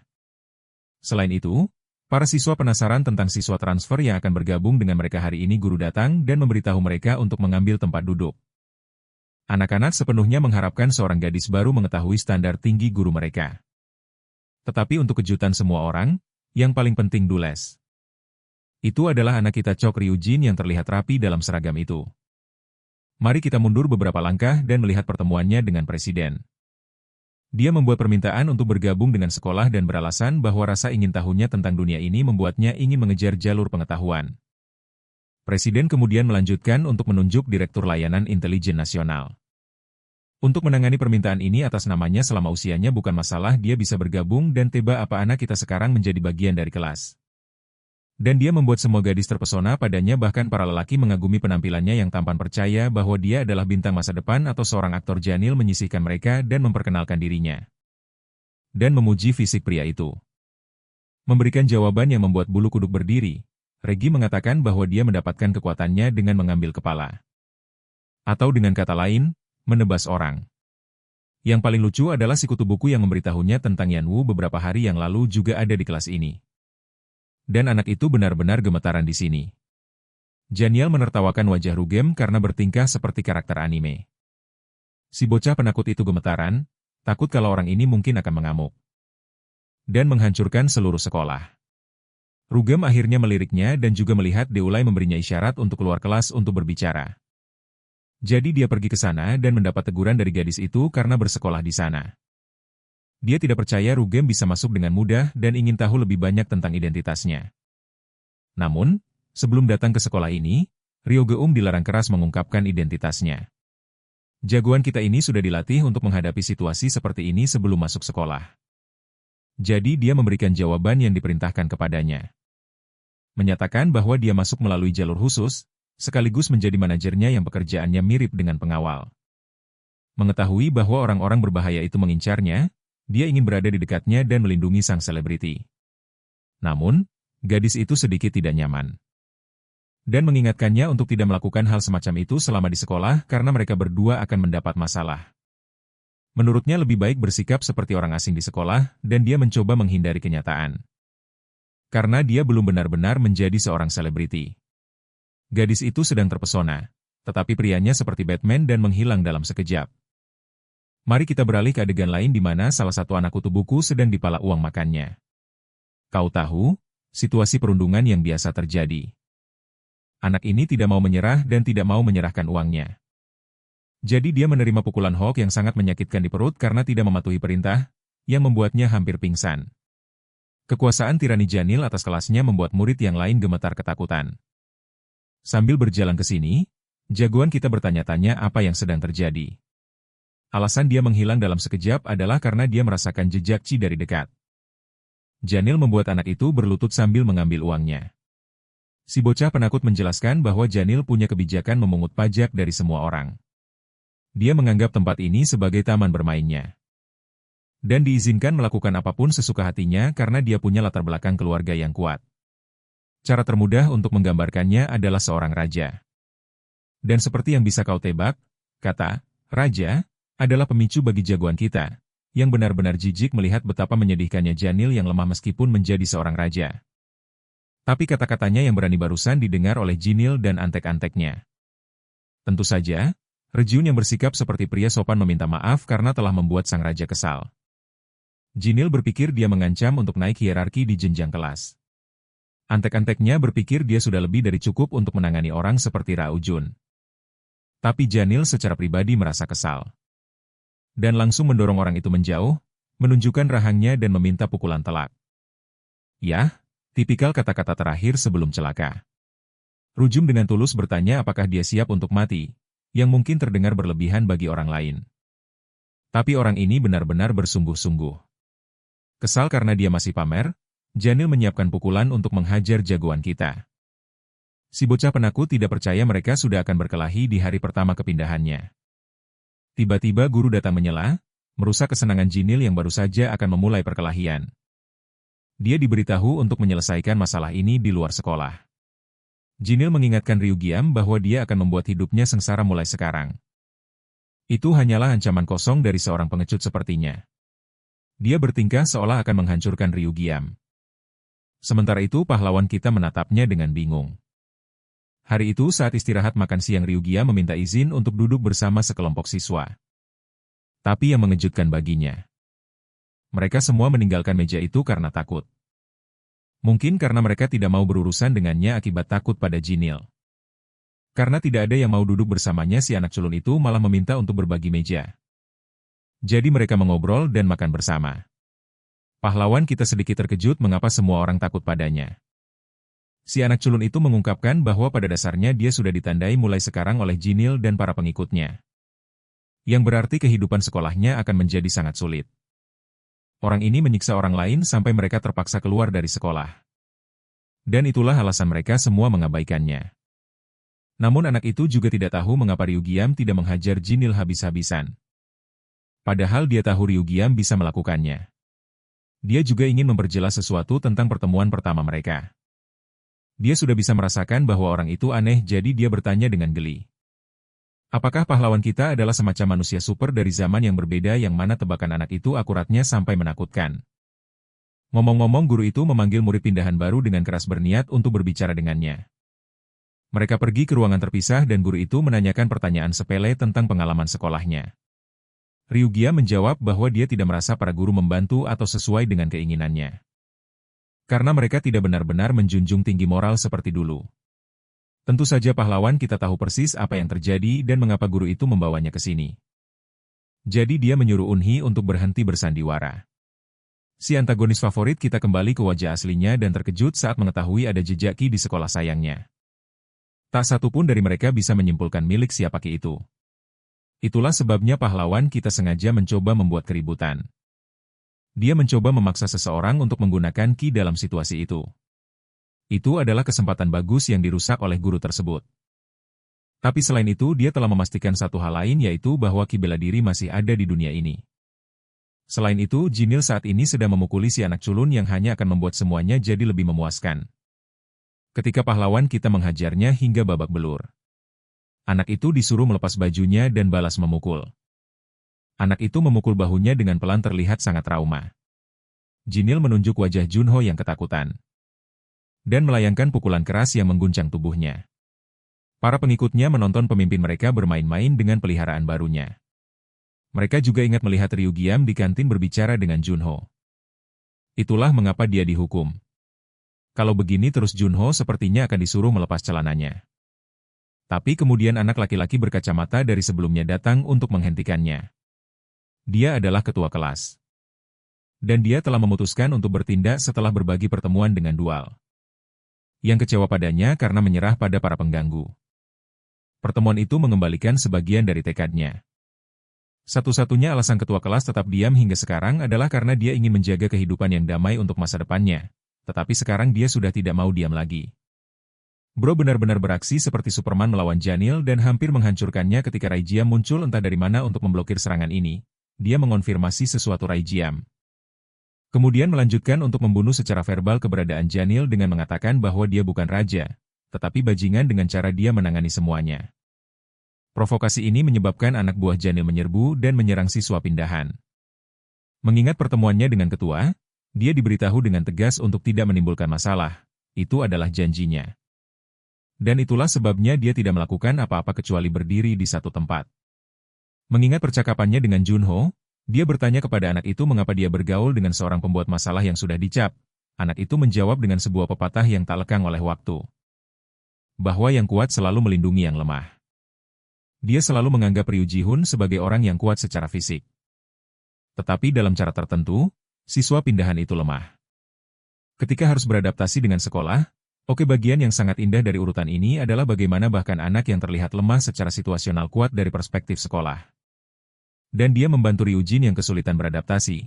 Saya suka cara penulis menangani itu. Mari kita kembali ke pertarungan. Anak buah Janil akhirnya melukai tangannya sendiri setelah mencoba memukul anak kita. Dan kemudian dia mencium lantai saat anak kita membaliknya. Ruju merenungkan bahwa dirinya yang lama juga lemah dalam beberapa hal. Anak-anak terkejut melihat orang ini menjatuhkan dua orang dalam sekejap. Mengalihkan perhatiannya kepada Janil yang pengecut.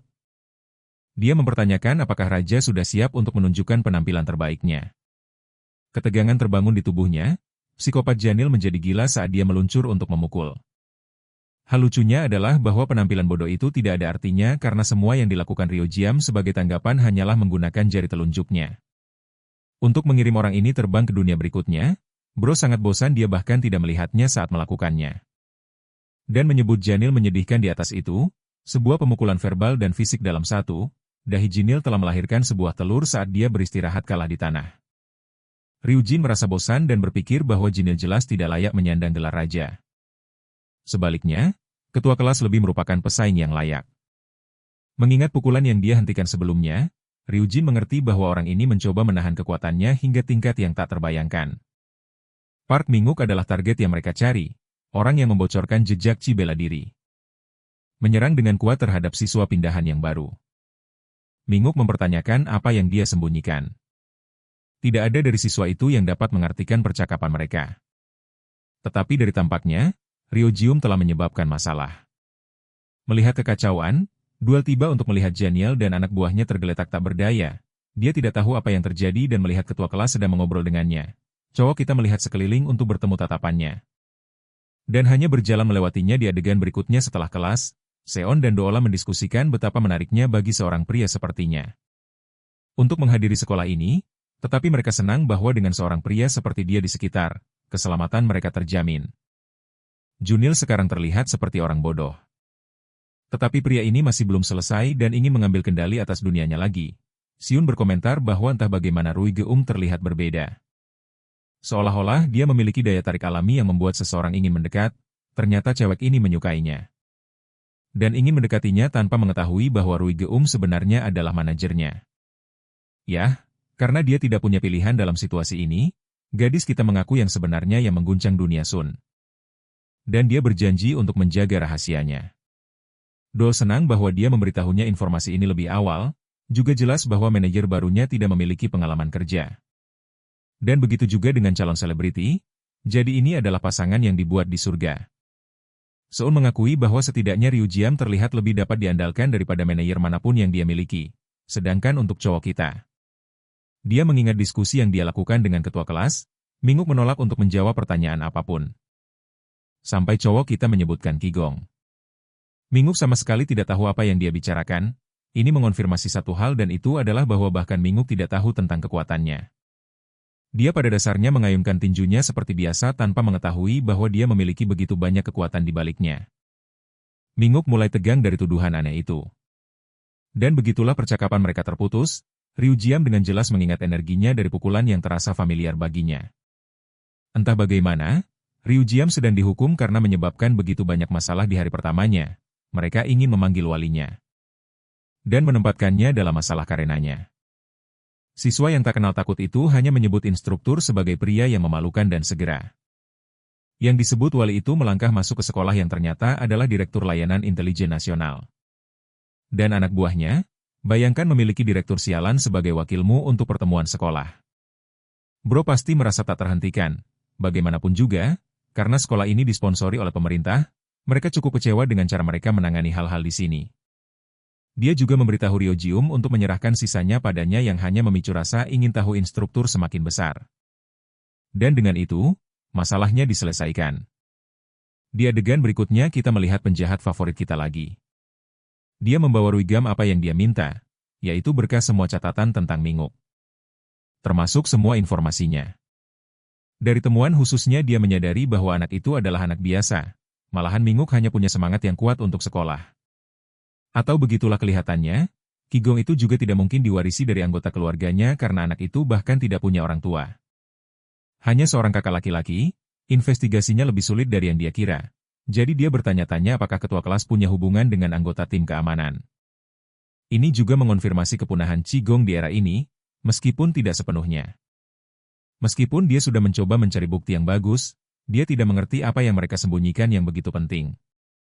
Minggu pulang ke rumah dan bertemu kakaknya yang bertanya apakah terjadi sesuatu di sekolah, tapi mengabaikannya sepenuhnya. Anak itu terus berjalan.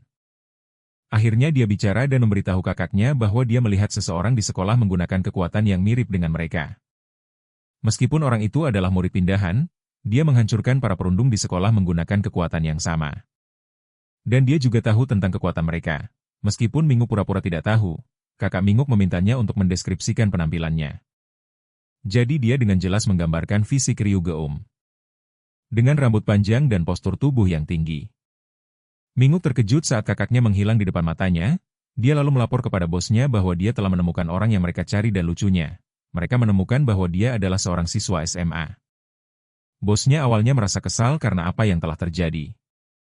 Dan misi mereka gagal karena kakak Minguk tidak ada di sana untuk memastikan mereka berhasil. Jadi untuk memastikan mereka tidak gagal kali ini, Kepala Seksi Kim ditugaskan dengan pekerjaan yang jelas, pekerjaan yang sudah lama ingin dia lakukan. Dan ternyata ini adalah Park Dae-han.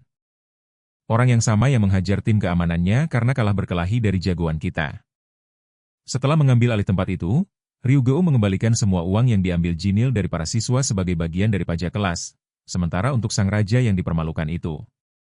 Jinil sebenarnya bertanya-tanya apakah orang ini didukung oleh ketua OSIS sehingga berani bertindak tanpa rasa takut. Itu juga pada dasarnya berarti Ryu Geum adalah raja baru di sekolah. Mereka semua membicarakan betapa baiknya dia meskipun penampilannya begitu. Setelah kelas, Junho terkesan bahwa hanya dengan keberadaannya saja, dia bisa mengembalikan sekolah menjadi tempat yang damai. Junho senang bisa membantunya dengan pertanyaan apapun tentang kehidupan sekolahnya mulai sekarang. Tapi Ryu Geum melihat Minguk di depan dan mengatakan bahwa dia akan mencari jawabannya darinya. Sebaliknya, Minguk menjelaskan proses memilah dan membuang sampah. Ryu Geum menganggapnya sebagai permainan yang tidak perlu. Sementara ketua kelas mempertanyakan identitas murid pindahan misterius itu. Terutama karena kakaknya menghilang dalam sekejap setelah pertemuan itu, Minguk curiga bahwa dia mungkin mencoba untuk mendekatinya. Tapi yang mengejutkannya, Ryu Geum menyatakan bahwa dia tidak masalah mempelajari sisanya sendiri. Dia juga membuatnya terdengar seolah-olah mereka akan berkelahi di sini dan saat ini juga. Minguk sangat waspada dan saat jagoan kita memegang bahunya, dia hampir saja menyerang. Tapi kemudian dia menyadari bahwa itu sebenarnya Doola yang datang untuk menyusul mereka. Dia juga cukup curiga dengan percakapan rahasia mereka akhir-akhir ini. Pokoknya mereka menjelaskan bagaimana Minguk sedang mengajari cara memilah barang. Doola menunjukkan bahwa lucu sekali bagaimana mereka bertiga adalah siswa jalur penerimaan khusus. Dia pikir itu ide yang bagus bagi mereka berdua untuk berteman satu sama lain karena mereka tidak punya siapa-siapa lagi untuk diandalkan. Adegan beralih ke Ryu Geum dan Doola yang sedang mengobrol dengan bos perusahaan. Mereka dipanggil secara mendadak untuk mengungkapkan sebuah kesempatan yang mengejutkan. Bro melihat mereka dengan wajah ketakutan total seolah-olah dia akan mati. Dan menjelaskan bahwa mereka ditugaskan untuk pekerjaan seorang junior yang dia tahu sedang membuat drama webnya sendiri dan karena itu membutuhkan peran siswa. Itu cocok dengan dual dengan sempurna, sayangnya tempatnya agak jauh dari sini jadi manajernya harus menyetir. Tetapi tentu saja, anak kita tidak tahu bagaimana caranya, dia diberikan kunci tetapi tidak tahu cara kerjanya. Ryu Jin yang bingung. Sebenarnya berpikir mereka akan mengendarai kunci itu, yang bagi saya cukup lucu, dia memberitahu bosnya bahwa dia adalah orang yang tidak biasa di sekolah mereka dan itu tampaknya menjadi hal yang buruk. Karena mereka belum menandatangani kontrak yang tepat untuk mendapatkan dia sebagai manajer. Dual merekomendasikan agar mereka berangkat segera jadi bos mereka mengizinkan mereka menggunakan kartu miliknya untuk mengurus pengeluaran mereka. Tetapi gadis ini, Dual, di sini bersenang-senang mengabaikan peringatan bosnya untuk menghabiskan sedikit. Dia mengingatkan Rujiam bahwa dia tidak bisa benar-benar mengatakan apa-apa padanya. Setelah makan 5 roti sendirian. Beralih topik. Dia menunjukkan bahwa dia dekat dengan Minguk. Yang benar karena mereka berdua adalah siswa penerimaan khusus yang saling mengenal sejak kelas 1. Penerimaan khusus seharusnya menjadi istilah untuk siswa yang berjuang secara finansial untuk masuk. Meskipun itu adalah hak istimewa untuk masuk ke sekolah, itu menjanjikan mereka kehidupan yang menyiksa. Ketua kelas adalah pria yang tangguh, namun dia dipengaruhi oleh saudaranya yang bekerja di keamanan. Tetapi Dolly sedikit kesal karena dia bertanya tentang pria lain.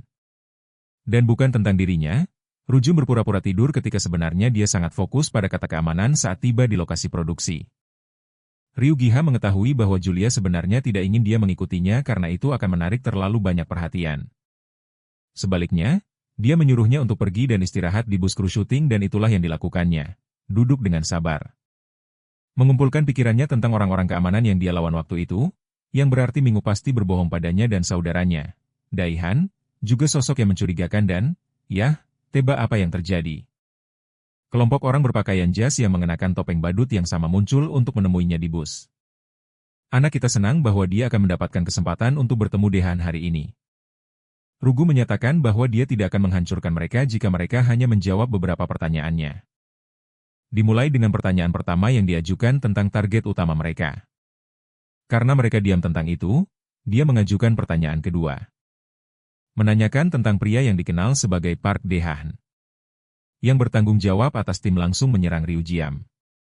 Meskipun dia melancarkan pukulan, tinjunya dengan santai ditangkap tanpa anak kita perlu berdiri, orang itu hanya memblokir serangan dengan mudah.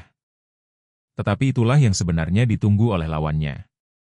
Saat dia mengeluarkan jumlah chi yang luar biasa dan melancarkan serangan tingkat tinggi di ruang sempit.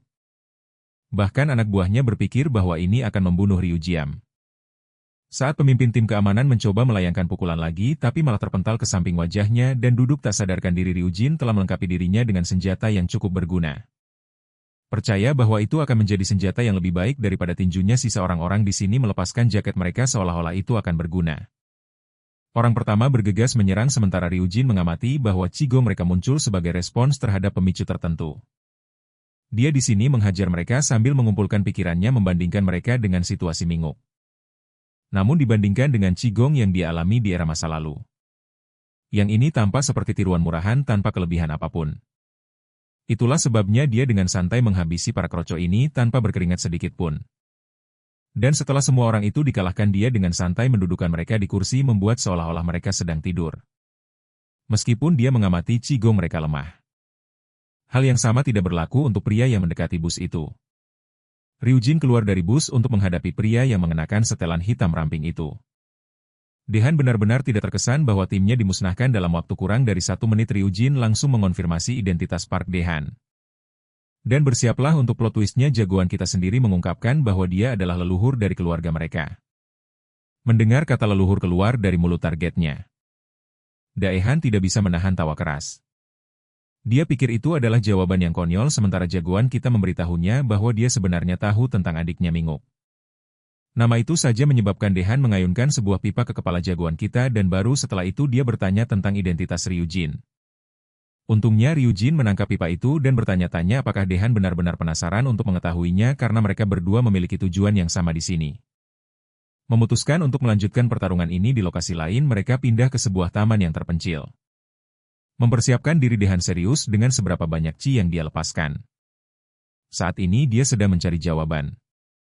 Tapi jawaban-jawaban itu hanya akan datang jika dan hanya jika Ryujin dikalahkan karena mereka berdua penasaran. Pemenang mengambil semuanya dan yang kalah harus menurut. Dae-han sudah muak diperlakukan tanpa rasa hormat dan menerjang untuk menyerangnya. Serangan itu mengenai sasaran dan mendorong Ryujin mundur cukup jauh. Dae-han cukup terkesan bahwa kecepatan supernya berhasil diatasi oleh musuh seperti ini sampai-sampai dia benar-benar memuji kemampuan Ryujin. Tapi pertarungan ini belum berakhir saat Dae-han dengan cermat menggunakan dinding sebagai pijakan untuk turun dengan tendangan udara yang kuat. Dae-han menyadari bahwa lawannya membaca gerakannya seperti buku terbuka sehingga itu membuatnya khawatir apakah dia benar-benar sedang melawan kekuatan alam. Meskipun identitasnya masih menjadi misteri. Dae-han cukup pintar untuk menganggap kemampuan Ryujin mungkin lebih tinggi dari kemampuannya sendiri, menyadari bahwa dia tidak punya pilihan lain selain memanfaatkan sepenuhnya kekuatan Chigo miliknya. Dia mengambil kuda-kuda yang mengejutkan jagoan kita itu adalah tinju harimau senyap. Dan serangan ini menghasilkan tekanan yang luar biasa bahkan setelah ditahan oleh Ryujin. Mengikuti dengan serangan kedua, Dae-han menyerang lawannya dengan kemarahan yang membara dan mencoba untuk mendaratkan serangan ketiga. Meskipun Ryujin menghindari serangan ini, tekanan tersebut secara harfiah menghancurkan sekelompok pohon di taman. Melanjutkan ke urutan serangan keempat. Dia mencoba untuk mengalahkan Ryujin dengan serangan akhir yang definitif, tetapi mengejutkan Dae-han, lawannya tidak ada di mana-mana. Tinju harimau diam sebenarnya adalah serangan yang memerlukan elemen wajib untuk menyelesaikannya dan Ryujin menunjukkan elemen keheningan total. Menyembunyikan keberadaannya seperti predator yang tenang siap untuk memusnahkan mangsanya dari titik butanya. Dia mengkritik penanganan Qigong Dae-han yang tidak efisien. Dan menunjukkan bahwa dia bisa mengakhiri Dae-han dalam sekejap. Urutan pertama saja dari Ryujin sudah cukup untuk membuat Dae-han terlempar jauh sehingga tanah retak sebagai respons terhadap tekanan. Jelas bahwa hari itu keterampilan mereka sangat berbeda. Ryujin melanjutkan untuk mengungkapkan bahwa dia bahkan tidak menggunakan urutan serangan penuh. Di adegan berikutnya, Duel terkejut bahwa mereka mendapatkan kendaraan pengawal pribadi alih-alih bus dalam perjalanan kembali. Gadis itu tidak tahu apa yang telah dia lewatkan. Keesokan paginya, anak kita menampar Dae-han untuk membangunkannya. Mereka sudah kembali ke rumah saudara, tetapi Minguk tampaknya tidak ada. Dehan bahkan tidak ingat pingsan. Tetapi sebagai pria terhormat, dia siap untuk menepati janjinya untuk menyatakan informasi yang diinginkan. Ryujin menjelaskan bahwa dia telah mengonfirmasi banyak fakta sendiri. Yang pertama adalah bahwa tubuh Daihon secara inheren kekurangan Qigong. Ini membuatnya bertanya-tanya bagaimana seseorang seperti dia bisa memanifestasikan kekuatannya. Sampai dia menemukan sedikit sesuatu di rumah mereka, sekelompok pil. Bentuknya berbeda dari yang digunakan di masa lalu, tetapi aplikasinya sama, tujuannya adalah untuk menanamkan Qigong ke dalam tubuh seseorang yang menunjukkan mengapa kedua saudara di taman memiliki kekuatan seperti itu. Ryujin memahami bahwa tidak ada dari mereka yang tahu tentang bagian terpenting dari pil tersebut. Dehan merasa bersemangat dengan informasi baru ini dan meminta untuk mendengar informasi dengan kata-kata sederhana. Untuk singkatnya, anak kita mengejutkannya dengan menyatakan bahwa mereka berdua bisa mati dengan cara ini. Daehan tidak ingin mempercayai kata-kata konyol seperti itu dan mulai berteriak karena ketakutan dan kemarahan. Dia tidak memahami niat Ryujin. Sampai pria itu sendiri memberinya nasihat yang solid. Jika dia benar-benar menghargai adik kecilnya, dia harus menjauh dari orang-orang korup itu. Tiba-tiba keduanya merasakan tekanan besar datang dari pintu. Itu adalah perasaan yang tidak seperti yang lain. Menyebabkan Dehan membengkak karena ketakutan. Para reporter sudah menunggu antrean untuk mewawancarai selebriti dunia yang terkenal, Yu Yanwu yang baru tiba. Yanwu tertarik menemukan Unhee di sekitarnya. Dia menyapanya dengan baik sementara dia mengomentari betapa cantiknya dia. Tiba-tiba dunia berhenti. Saat Yanwu mendengar pembicaraan itu dan menjebak mereka dalam sebuah penghalang, dia mencengkeram leher Unhee dan bertanya bagaimana bisa dia masih hidup. Unhee berada dalam posisi yang sangat sulit. Sementara Yanwu memerintahkannya untuk melepas blazernya. Unhee sebenarnya terkejut karena Yanwu bisa menyadari kondisi penyembuhannya. Meskipun dia sudah menyingkirkan energi Ryujiam dari tubuhnya, Yanwu menatapnya dengan waspada, sementara Unhee bertanya-tanya bagaimana mungkin Yanwu bisa melihatnya dengan begitu jelas. Merasa bahwa Unhee sudah cukup menderita, dia memutuskan untuk membantunya. Bukannya memperparah infeksinya, dia justru menyembuhkannya dengan energi internalnya sendiri. Lalu dia mencoba mendapatkan kepercayaan Unhee dengan mengatakan bahwa dia tidak pernah berniat membuangnya, tapi dia sangat terkejut dengan ekspresi mengerikan di wajahnya. Ya, itu karena Unhee saat ini merasakan sakit yang luar biasa menyiksa di dalam tubuhnya. Sementara Yanwu menyunggingkan senyum manipulatif. Para wartawan bahkan tidak tahu kemana model itu menghilang berkat penghalang yang dia pasang. Dan mereka berdua pun pergi dari tempat kejadian. Di adegan berikutnya, kita melihat Daehan sedang mencerna kata-kata bahwa kondisinya akan menyebabkan kematiannya, yang menjelaskan mengapa dia merasa tidak enak badan selama ini. Dia bertanya-tanya apakah organisasi yang bekerja sama dengannya sengaja menyembunyikan detail ini. Daehan juga menjadi ragu apakah dia harus mempercayai Ryujin. Minggu pulang dari sekolah dan disambut oleh kakaknya, yang masih berusaha bertahan dengan melakukan apapun demi sang adik. Saat Minguk menyikat gigi, dia akhirnya menyuruh kakaknya untuk tidak melihat tubuhnya seperti orang mesum. Daehan dengan mengejutkan memberitahu bahwa mereka tidak akan menggunakan pil itu lagi. Karena perusahaan menangguhkan peredaran obat tersebut. Dan untuk saat ini membatasinya hanya untuk anggota organisasi. Kabar ini terdengar buruk bagi Minguk, yang ingin menggunakan kekuatan itu untuk sebuah evaluasi penting. Namun, Daehan tidak bisa lagi mengambil risiko buta. Tiba-tiba, hidung Minguk mulai berdarah, menandakan nasib mengerikan yang menantinya akibat pil tersebut. Daehan pun khawatir. Dan sangat marah pada Minguk karena tidak menjaga kesehatannya. Minguk tidak mengerti sikap kakaknya hari ini. Dan bertanya-tanya apa yang menyebabkan kakaknya kehilangan kesabaran. Lagi pula, siswa memang sesekali bisa mimisan. Adegan beralih ke bos organisasi CK Shields, yang sedang makan malam sambil melihat produk terbaru mereka. Formula ini lebih kuat dari yang sebelumnya, memungkinkan hasil yang lebih hebat. Untuk pengujian yang layak, mereka telah menyiapkan personel yang sangat terampil. Namun, personel terampil itu dikalahkan telak oleh seorang pria yang menggunakan alat penunjang kehidupan. Inilah kekuatan dari pil Qigong. Dan dengan itu, nilai perusahaan mereka akan meroket berkat produk mereka yang semakin menjanjikan. Pria ini adalah Cha Ji-unil, direktur perusahaan. Daehan juga ada dalam pertemuan ini, dan dia terkejut melihat hasilnya. Tubuh sang direktur tampaknya pulih secara stabil. Dan penjualan mereka terus menunjukkan peningkatan yang stabil. Para penjual semakin menginginkan pil ini karena efek transformasinya instan hanya dengan satu dosis. Ini adalah jenis produk yang akan populer di bidang medis. Dan mereka menyebutnya suntikan vitamin. Untuk saat ini segalanya berjalan sesuai rencana. Bos organisasi memanggil Daihan untuk melaporkan pria yang menjadi targetnya. Daihan yang malang hanya ingat dihancurkan dalam pertarungan itu dan menjadi terdiam. Tapi karena dia tidak bisa mengatakan itu demi menyelamatkan nyawanya sendiri. Daihan mengatakan bahwa dia telah mengurus pria itu secara pribadi. Setidaknya alasan ini akan memberinya sedikit waktu. Bos menyuruhnya kembali ke posisinya saat adegan beralih ke adiknya, Mingup, yang mulai kesal melihat Ryujin membuntutinya sepanjang hari. Tapi jagoan kita cukup pintar dan menganggapnya hanya sebagai kebetulan semata. Pada kenyataannya dia telah mengawasi Mingup tetapi akhir-akhir ini tidak melihat jejak Chi sama sekali. Perhatian Ryujin terfokus keluar ketika dia melihat Janiel menghajar Junho habis-habisan lagi.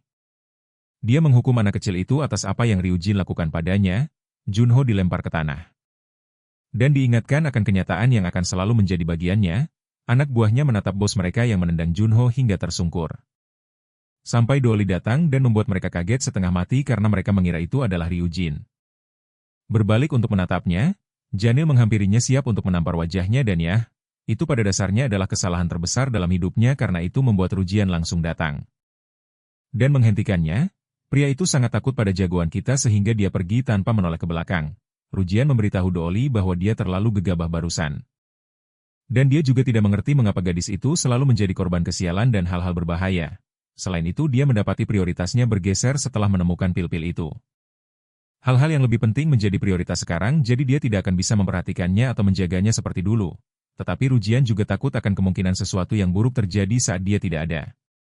Itulah sebabnya dia sangat merindukan rekan-rekan lamanya yang bisa dia percayai dengan nyawanya. Dooli memperingatkan Junho untuk lebih berhati-hati mulai sekarang. Karena Janiel dan anak buahnya akan mengambil setiap kesempatan untuk mempermalukannya. Saat mereka pergi, Ryujin mendapat pencerahan bahwa dia mungkin bisa mempermalukan Janiel selamanya. Membuatnya hancur dan tidak bisa diperbaiki lagi. Dan karena itu dia menugaskan Junho untuk menghajar Janiel sendirian, yang pada dasarnya seperti menyuruhnya pergi dan mengalahkan Superman. Ryujin teguh pada pendiriannya. Dan percaya bahwa ini adalah cara yang benar dan karena dia tidak memiliki rekan di era ini.